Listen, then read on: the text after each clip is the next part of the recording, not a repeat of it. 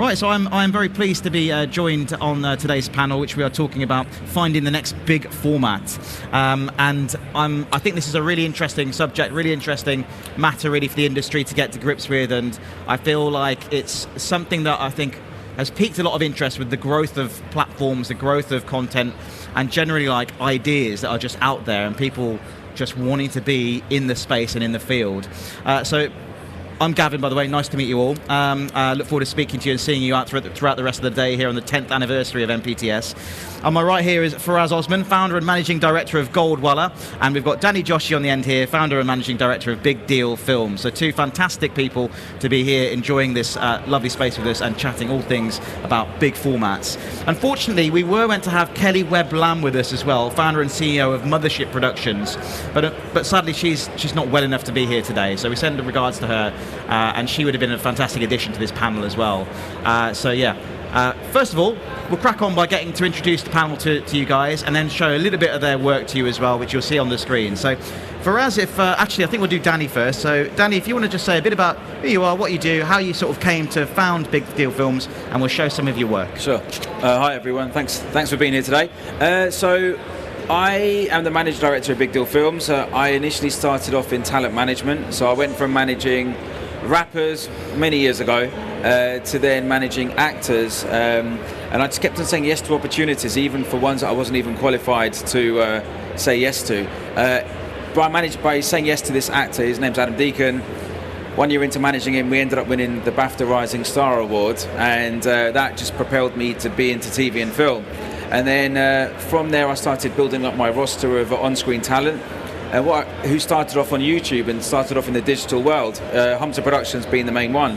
What I realised is there was a gap in the market for production companies that that weren't working with diverse talent. And then I also saw on television I didn't see any visibility for people of other backgrounds. So I just thought, there's an opportunity, let me set up a production company and let me be that bridge between digital talent of other backgrounds, and television. So 12 years later, we do documentaries, we do scripted shows, we're now in animation, we do digital, we do branded, and so I think the main thing you'll get from me today is say yes to opportunities. Lovely, and let's have a look at some of the work that Danny has done.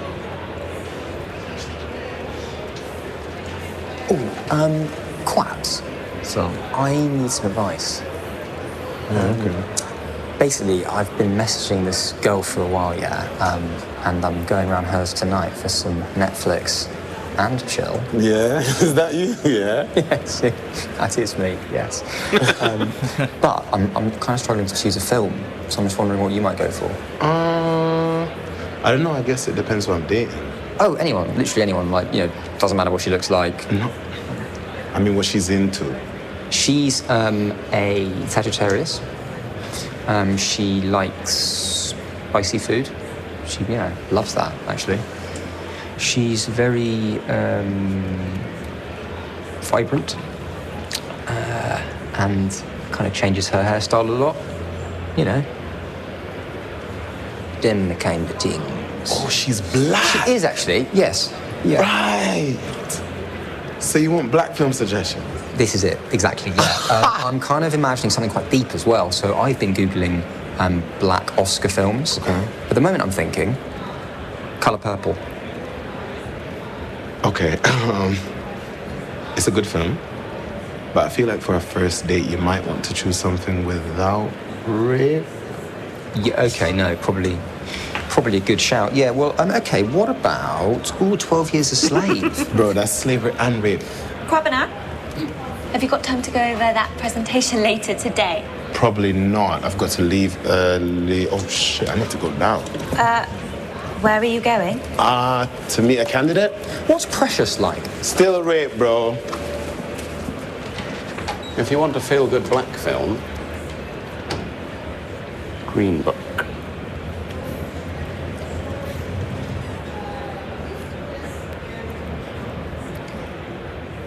Nice one. Sweet. That's fantastic. Great stuff. We'll chat some more about that and your work, Danny, a bit later on. But first, let's get to Faraz. And Faraz, great to have you on the panel. Tell us a bit about yourself, your sort of background, and how you came to found Goldwala. It's a bit hard to follow. It's always hard to follow Danny. It won't surprise you that Danny and I have been in many of the same rooms together for no particular reason. Make your own conclusions about why that might be the case. But just because, if you haven't seen Dreaming Whilst Black, you are very much missing out. It is one of the best British comedies that's come out in a long time. But he's better looking. It's true though. Well, it's easier to say, but it's true. Hello, I'm Faraz. This is a weird setup. Like, I've not done the MPTS before. It's like when you have the hubbub of everything that's going on around you, it kind of hurts your head slightly. I'm hoping all of this will make sense. But multi-sensory experience, isn't it? Hello, I'm Faraz. I run a production company, Goldwala. I first started in television many moons ago, working across different factual and unscripted shows. I've done Blue Peter, I've done This Morning, I've worked on some documentaries, The Discovery. I did then spend a lot of time working in children's production for a few years, and then that led me to Channel 4, where I was the editor of education over there. That was a mix of digital projects and TV projects, and it was very much looking at teenagers. There was a remit at Channel 4 that was looking at how we can make sure that we educate and inform a younger audience that were older than children, which were kind of very well served by CBBC and at the time CITV, but like younger than the Channel 4 audience. So we were doing that for a while, had some really groundbreaking projects that looked at things like philosophy and democracy, sex education. We used to say everything that would be weird if your mum or your dad or your geography teacher talked to you about, that's what we were doing.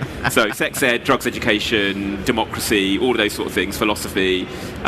We did a number of really cool projects. I did one thing on sleep, actually. There's a whole thing about sleep and like kids using their phones before they go to sleep, so we kind of made some interesting projects around that. But it was a bit of a fraught time at Channel 4. They were going through a bit of an identity crisis themselves. So I left that company and ended up joining a company called Lemonade Money. Lemonade did a lot of music work, so we worked for Apple Music, Spotify, Vivo, as well as making a music show for the BBC and for Channel 4 that kind of picked up some awards. Music is a bit of an odd space because there's a rights issue around music, so while you kind of work as an agency model, and it's difficult to kind of grow a business. So me and one of my other directors, Jess DeSantis, we left and joined forces to create Goldwala. Goldwala's been running for a few years now, and I like to say that we do three things. We do children's education. So we've got a show on CBeebies at the moment, What's on Your Plant Pot, which I'm really proud of. And we do what I like to call factual with a purpose. So there is a lot of competition in this space at the moment for decreasing amounts of slots and budgets. So we always kind of approach the ideas that we do with an idea of like, how can we make it different and how can we serve underrepresented communities? Because going for those big formats can be really challenging. And I think it's a shame that Kelly's not here because that's kind of Kelly's forte, that she has a real understanding of how to get big and broad, whereas we think that there is lots of spaces to do kind of smaller stuff for more minority audiences. And then we continue to do music and live events as kind of part of the work that we do. The clip that we've got is a show that we are immensely proud of and are just about to go into the production. I don't know if I'm allowed to say this, don't tell anyone, but we're like going into production of the second series of it, which is the first ever dating show in British Sign Language called Hold My Hand. And I think hopefully we've got a clip of it here. Yeah, so let's have a look at that now.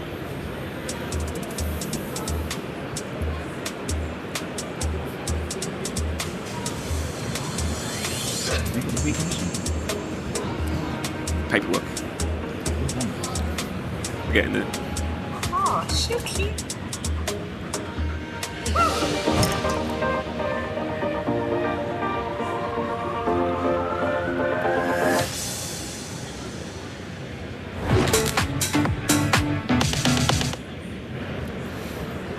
Super duper, yeah. No, looking forward to the next series of that one. That looks and sounds great. Fantastic.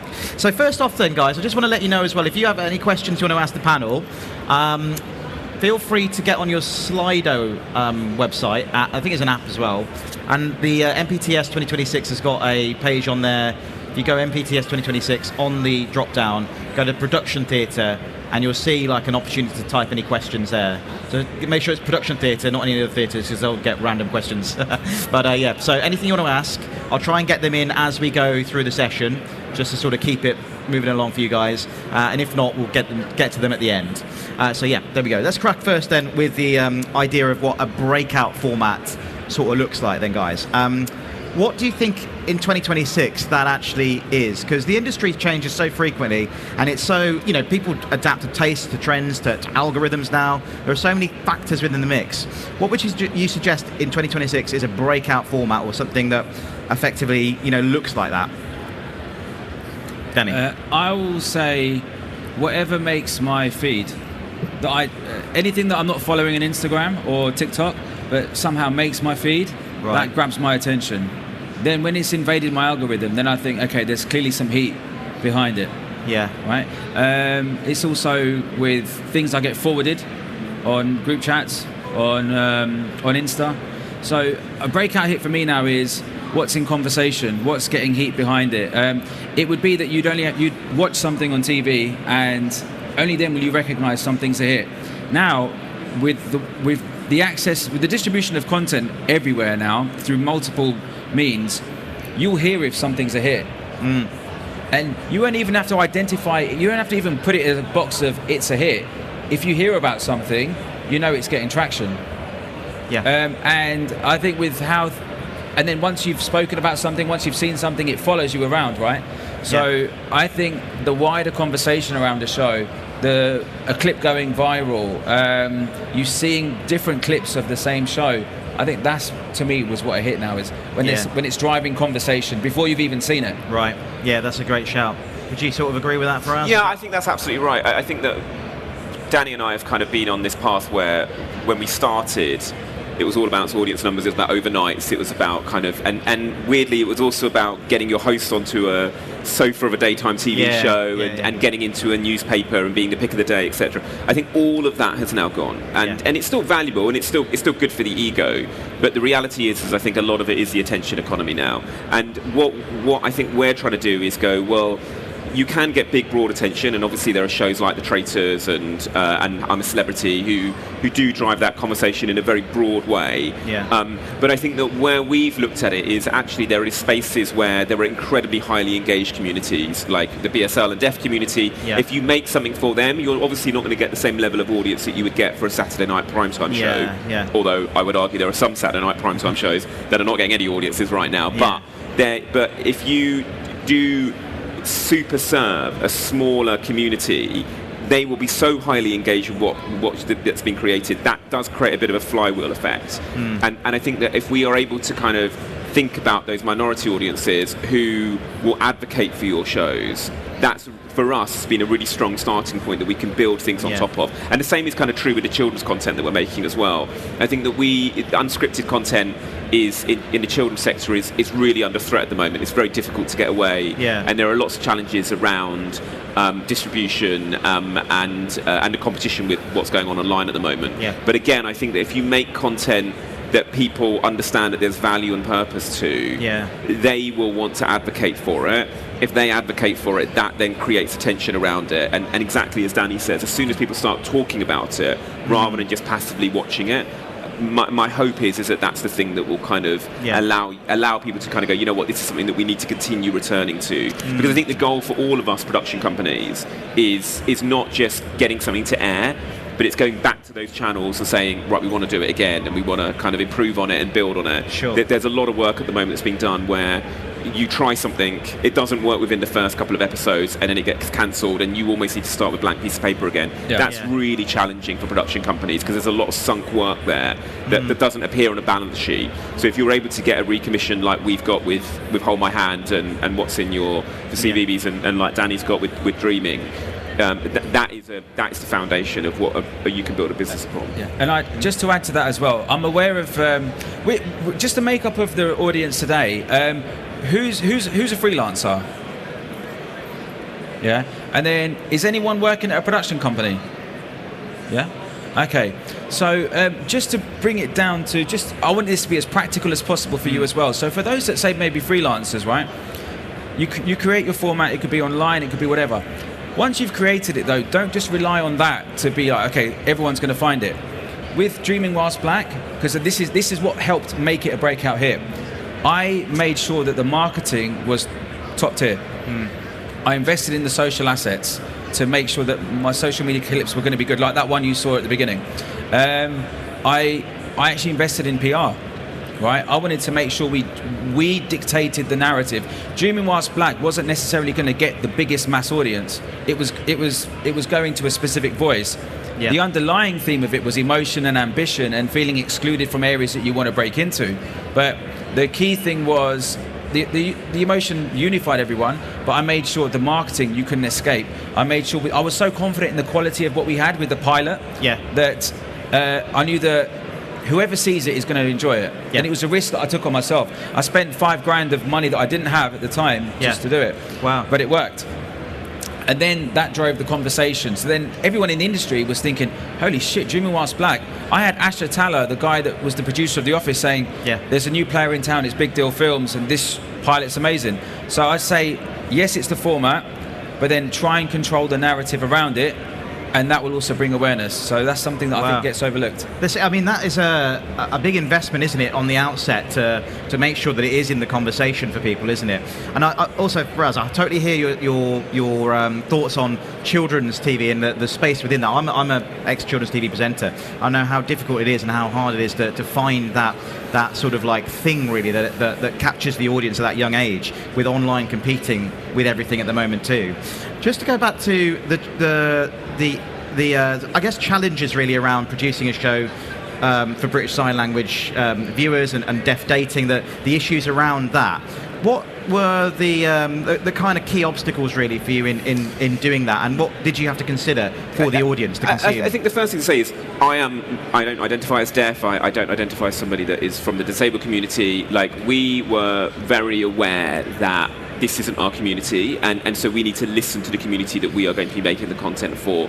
I think being somebody from a South Asian background, we see it a lot that like people are making stuff for us, but then you can kind of sniff out inauthenticity really, really quickly. Sure. So when we were putting the team together, we spent a lot of time making sure that, we spent a lot of time making sure that we had that expertise built into the team, and not just there as kind of window dressing, but actually they were consulted at every single part of the thing that we were making. Because again, it comes back to this kind of idea of advocacy. If we could get them, they were our biggest asset. If we could get them to go away and talk about how passionate they are about this show, then that starts that process before we even get it to the socials and then ultimately on air.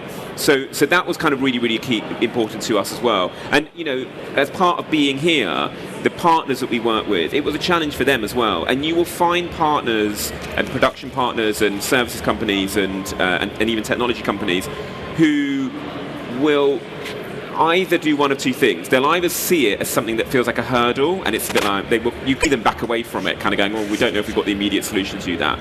Or you can see some people's eyes light up and kind of go, that's a challenge, that's a creative challenge, that's a technical challenge, that's a production challenge that I haven't met before, and I want to be involved in that. And I think that's the beauty of doing things that maybe for a different community or a different group or simply in a different way. This is the first ever dating show in BSL, and there were lots of questions about it that we had to resolve, but that you can either be somebody that cowers from that and kind of goes, oh, we might get it wrong, and you have to get, you have to do it right, and you have to kind of make sure that you're taking it seriously. But there are people, for me, it's the art of creativity, there are people that will look at a challenge like that and want to kind of go one step further than they would do ordinarily, because they want to see something like this succeed, because it is innovation and it is something that's different and it's something that isn't part of the normal day job. And that, I think, is when you get an opportunity to make a show like this, you can see before you've even finished, kind of like, oh, we're calling you because we need you to come along and see if you would want to do this thing. By the way, it's the first ever. You can see quite quickly before you get to the end of the sentence whether or not they're going to bring their all to that game, or if they're just going to see it as another job. Right. And I think that's really important to us. Yeah, no, massively. The idea of sort of like success then, and how formats and ideas can come to life and can really sort of like, I guess, become part of people's sort of conversations.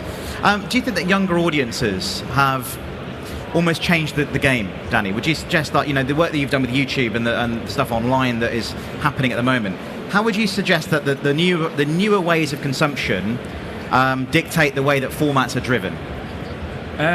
So I think it is a bit of a wild west at the moment. I think younger people in general, just everyone's busy. No, that idea of just sitting there catching your favourite TV show at the time slot it has on linear is gone. Like I never watch linear TV. I never get time. Well, I watch things on my own schedule, and I think that's where young people are as well. Yeah. So I think you have to just meet the audience with where they're at, and you meet them on their playground, and you meet them at a time that's convenient for them, which is why streaming is so popular. But then also with YouTube as well. I watch more TV on YouTube, to be honest. I don't know if I'm even supposed to say that. I'm supposed to tell you that I watch all the streaming platforms, but to be honest, I watch everything on YouTube, right? Yeah. And so you cater for the platform. You build to what your audience want. So yeah, I mean, that does that shape our strategy? Yeah, absolutely. So what's happening now? For anyone that's making TV shows, or if you want to know how the approach is now, even when you're pitching an idea to a channel, you pitch the TV show, but then you also now, the buzzwords are, guys, we're building a 360 model around this. We're building a YouTube strategy around this. We're building a social media campaign around this. There's an always-on strategy. If you tell them that, you're 25% more closer to getting that green light and getting that yes, because that's what they want to hear, right? Because then you're tapping into other areas within their department. You're then tapping into marketing. You're then having a marketing conversation budget that's separate from the commissioning. They won't tell you this, but this is actually this is what I'm experiencing. This is what I hear from the channels as well. So, yeah, I mean, I don't even know if I've even answered your question, but I'm just telling you what's on the top of my head when it comes to YouTube, and also the strategy to approach as well. Yeah, and you're developing a new idea, right, with YouTube in mind, and is that part of the mix now? Is that almost first, YouTube first, over anything else? Absolutely. So look, we're very far along with this animated project we're doing with the children's channel, and the reality is, the children's commissioners are aware that kids watch YouTube first, and kids watch YouTube more than they do their own platform.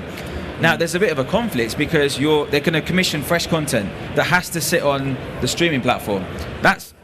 They've spent the money. They want eyeballs to go to that, but they can't ignore the fact that YouTube is there. So then, what they'll end up having to do is either do little snippets of shows of your show and put that on YouTube, and then they hope that you watch it on YouTube, and then you'll go back to the streaming platform, or they'll commission fresh shorts and fresh content strictly for YouTube, because it feeds the cog, it feeds the machine of the wider brand awareness that you bring. Yeah. There's a really good question here, actually, that's come in about. I wouldn't mind asking it to both of you. It's addressed to Danny, but I think it's quite interesting about copycat stuff, like things that kind of basically take an idea format, rehash it, and then get it out again in a sort of like, I don't know, Emperor's New Clothes. Is that the way to maybe describe it? Is that something that is okay to do? Is that something in your eyes is kind of fair game in the way that content and algorithms work now? Maybe for us, if you want to come in on that. So this is a slightly tangential way to answer that question. I think that this year, and I do think we're looking at in the next few months, certainly by the end of the year, the market is changing really significantly. There was a stat out today that 25% of all listening on Apple Music is now AI-generated music. We are seeing because of the lack of because of how easy it is to do now, there's no friction in being able to prompt an engine to create some content and then get it up onto YouTube, because those platforms have been designed to be frictionless, whereas platforms like iPlayer and ITV and Channel 5, etc., there is a lot of friction in those spaces to get your show onto those platforms. It's generally human friction. Now I think that I think to Danny's point, he's absolutely right. We have seen a lot of audiences go to social platforms and YouTube, etc. But it is worth remembering that those are just technology platforms. There is no person that's deciding. There are algorithms that are deciding what gets picked and what doesn't get picked and what's going. And the reason I mention all of that is because my sense is that audiences are going to be flooded with content that's not real or copycat, or is kind of looked at like a has looked at what's popular, and you'll see this from your TikTok feeds. It's literally different channels playing clips from the same podcast. I don't know if you've noticed this. Noticed it massively. There are some podcasts that kind of will get served clips of, but then if I look at who's uploaded that clip, it's like 15 different people completely uploading little clips from the same podcast, and it's a little bit like, okay, this is interesting because it is just simply the Wild West. And as somebody that's a creator, I'm always trying to look to give my views to the person that's created that content first, but I know that I'm unique in that, and that's not how normal audience behavior is. But I do believe that as those platforms do get flooded by content that's not original and has been AI generated, and frankly you can't trust, I think that there will be a movement back to going, well, if I'm going to spend my time on my sofa or even on my phone, I may as well spend my time with content that I know has got a bit more value and worth. And my hope is, I might be wrong, I might be being a bit too much optimistic, but my hope is that there will be a bit of a swing back to platforms that have a little bit more of an identity of their own, and that includes Netflix and Amazon and Paramount and the like, and HBO. But my hope is that public service platforms as well, like BBC and ITV and the like, will start seeing people come back to them, because trust is going to become more important, and originality is going to become more important, because otherwise you will just be seeing the same thing again and again. And I think that a lot of people are getting the sense that, I don't want to say they're being manipulated, but it feels like the choice has been taken away from them, and that's fine in some instances. But I do believe that when it comes to content, people like picking. It's like going to a restaurant. You want a menu. You don't just want the chef to tell you what you should eat. Yeah, sure. No, that's a great shout. Danny, what are your thoughts around the ideas of copying, not even copying, but certainly using inspiration from other things, and also genuinely copying other formats too? So I think Faraz has answered that. I can't beat that answer, right? Yeah. But what I would say, so Faraz, is his answer is in the hope of what may be, and this is why he's brilliant. Yeah. Just in terms of what is going on right now, you're right. We are in a copying culture, and the barriers to entry to making content is at the lowest it's ever been. Every one of us now, we could create an Insta short or a YouTube short or a TikTok reel of this same event, right? And we'll all have our own interpretations of it. And the one that's going to land is the one that might be the most authentic. It might be the one that's funniest. It's whoever's executed it better. That's gonna beat the algorithm. So we've got to be prepared for that. So yes, copying is at absolute highest, but at the same time, your execution is everything, right? And I think the game now is whoever executes the best, whoever's the most authentic. That's what will get traction, and I think it's here to stay. I think I agree with Faraz that people will get fed up and will shift to more authentic programming, but I don't think you can beat the algorithm right now. What you can only have control over is the stuff that you're going to produce better, relatable, funnier, all of the above. And I think just to add to that as well, the windows are getting much smaller.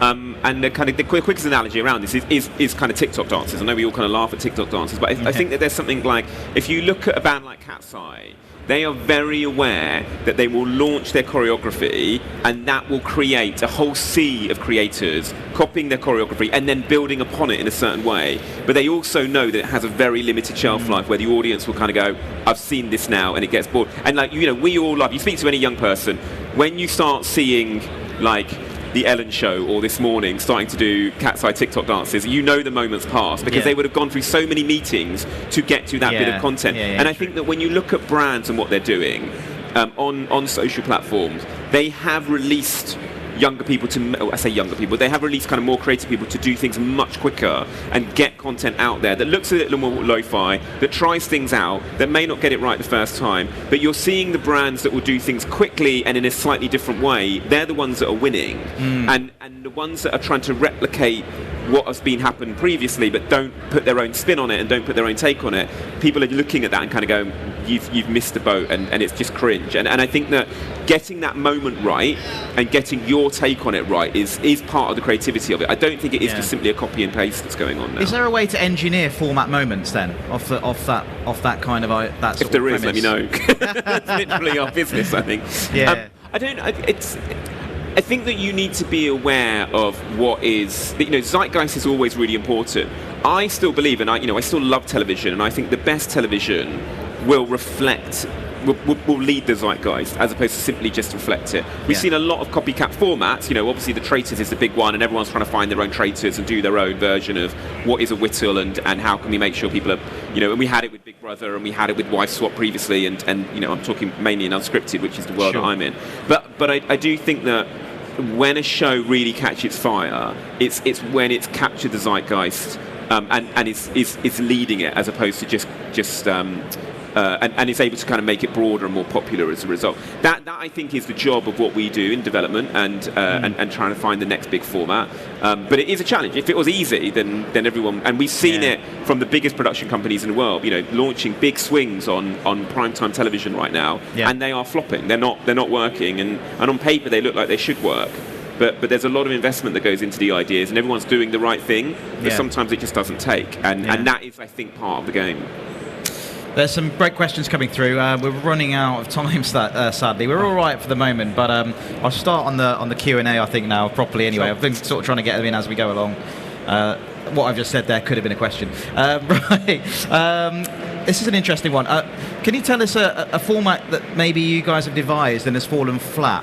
Something that you maybe have worked on that hasn't quite gone where you think it might have gone? So almost an experiment that maybe has failed or has gone in a different direction. So our very first commission was called Disabled Fight Club. I mean, it's disabled people fighting. But it was a documentary, actually. It was a doc series. And it came through the Diversity Fund. We played the card where we could. This was in 2014. It was our very first ever project. And we thought it could be a long form series, and we were in development hell for ages with the channel. Then a commissioner came in and said, look, I'll make this an all 4 series, which is short form digital content. So I thought, brilliant, there's a proof of concept there, and we'll wow everyone because it will be brilliant. And it was critically acclaimed, but it didn't get the audience.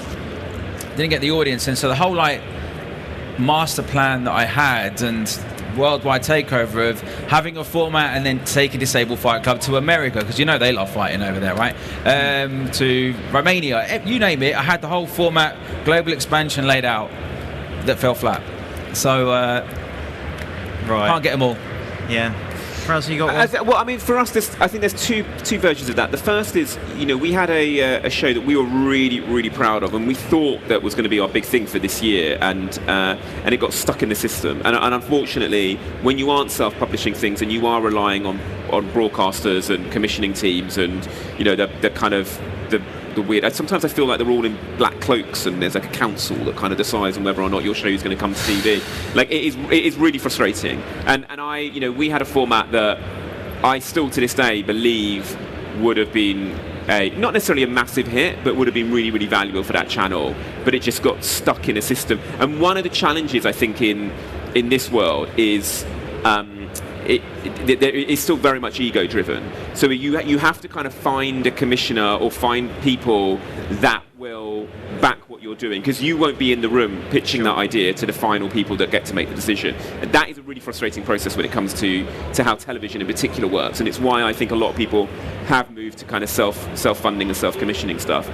So that's a kind of an ongoing challenge for us, I shall say. And the other thing that I think is worth noting is that, I don't want to speak for Danny, but for us, it's there is a sea of ideas that you kind of are littered with, that you thought when you were coming up with them was going to be the greatest thing that ever happens. And I think that part of the, it is a kind of an emotional resilience part of this, because you have to really believe in the idea, right? You have to get up, you have to write it, you have to get a team around it, you have to be really passionate about it, you have to really, really believe in it, and then you have to kind of almost, it's I've got young kids, and it's almost getting your kid to do a tap dance in front of people and everyone kind of walks away while they're doing it. You feel, you really, really do feel it. Yeah. And it is a really, really, it does take a lot out of you as a result of that.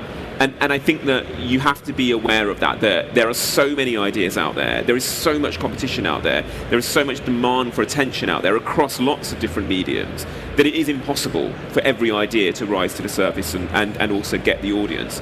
And I think that you need to kind of make sure you have that balance in going, it's not necessarily the idea isn't good enough, it's just the kind of circumstances around it didn't let it catch fire. That's a really great answer, and it relates to a question I'm going to ask you from EJ, actually. about when an idea maybe falls flat or something hasn't worked out, and you have to pick yourself back up again. What does that?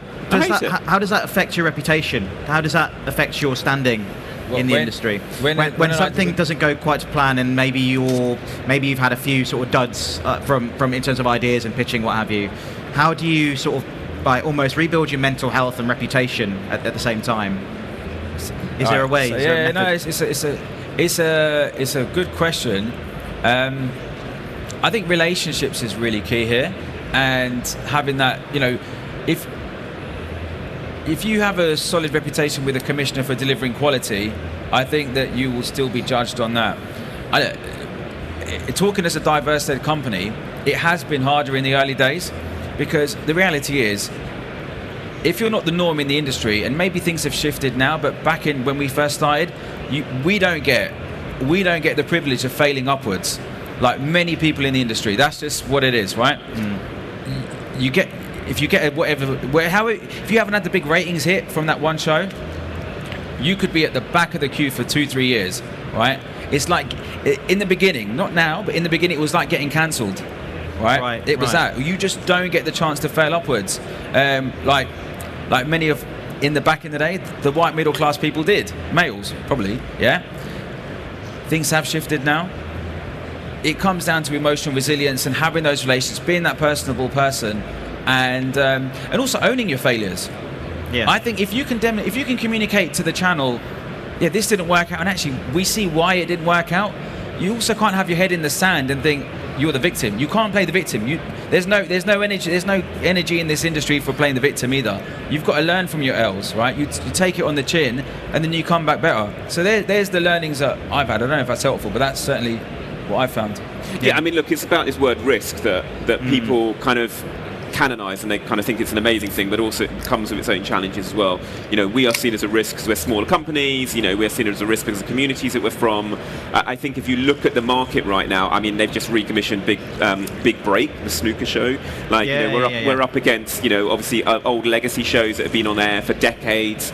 Things that are coming back like Gladiators and old IP that legacy production companies have owned, and they're kind of reheating, and sometimes it's a massive success, sometimes it's not, but it's all about de-risking. They kind of say to you, we want to take risks, we want to take big swings. That's what we're all about as commissioners, but at the same time they are businesses, and as business you have to de-risk things as quickly as possible. I think that the challenge is that, like, how can you make yourself be seen as innovative and interesting and creative, but kind of from a finance and from a business point of view, you are de-risking the opportunity. And I think what Danny said previously about going, look, to plug another kind of management creative word, but if you can sweat the assets, if you can go, we've got an idea and it will work not just here on TV, but also here on social, also here as a podcast, also here elsewhere, you can then start building momentum around it and show, well, look, it is a risk, but it can be spread across lots of different platforms. And that, I think, is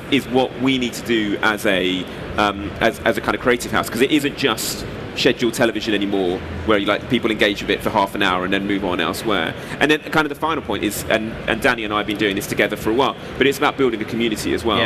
When you find like-minded people that are doing similar things to you, we are pre-trained to see that as competition. And I think that I've been working quite hard, and Danny's been part of this, where I don't think Danny, we are competing for the same slots and sometimes having the same conversation with the same commissioners. I don't see Danny as my competition.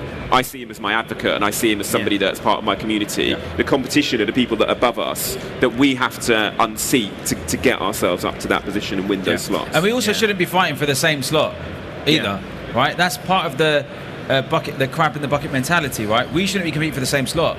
Yeah. We're made to feel like we should be, but we shouldn't be. We both deserve a seat at the table. So that's the journey that we've been on, and I think we're getting there as well, Sure. But that is something that we've had to face. This has been a great session, guys. Thank you so much. We've got just time, I think, probably to finish on something that maybe a bit of advice or some kind of insight maybe that you can share with the audience here about somebody who's trying to get an idea or format away that maybe is potentially struggling with it or wants to know how to go about getting sort of it green lit in some way. So what advice would you give to anyone who's got like some concept, some idea, something that they want to work on, and they want to get it in front of the right people, and they want to get it away? I think the biggest mistake I see is people thinking that they are creating an idea on their own. It is really, there are people that can do it, right? And those people are incredibly famous, and they are canonized as legends in the creative world. But I think the reality is that the vast majority of ideas that are good and successful come from teams of people that are building upon it. And I think if you can find people that give value adds, that kind of take an idea and kind of go yes and, you will then create an idea that is bigger, and it will also protect you as well, because you're not just kind of going, this is me and this is my idea, and you're not holding it as precious. Because I think if you have a whole team that's building on top of it, and then it doesn't work, that kind of is almost weirdly easier to swallow, because you came up with the idea as a community, so you can both enjoy the wins and the losses from it as well. But I do see a lot of people thinking, I've got the next big idea, and I think that as soon as I hear that, my alarm bells start ringing. If I hear people kind of go, we've got the next best idea, that's, I think, is the most exciting thing. And just finally, Danny, what would you say? No one's going to do everything by themselves. Work with people that are better than you. Surround yourself with smarter people, and just take a week out just to observe people's behaviours. The formats that travel the most, there's always an underlying emotion to it. Rejection, anger, jealousy, honesty, awkwardness, all of the above. So just observe people's behaviours for a week. Really pay attention to it, and then see what did you connect to, what made you feel uncomfortable, what made you feel awkward, and then work backwards from there. Brilliant stuff. Thank you very much, guys. Danny, for us, much appreciated for your time and for your insights, and everybody as well. Thank you so much for coming. Really appreciate you being here. Big round of applause for the panel, and we will see you again throughout the sessions and throughout the day. Hello, mate.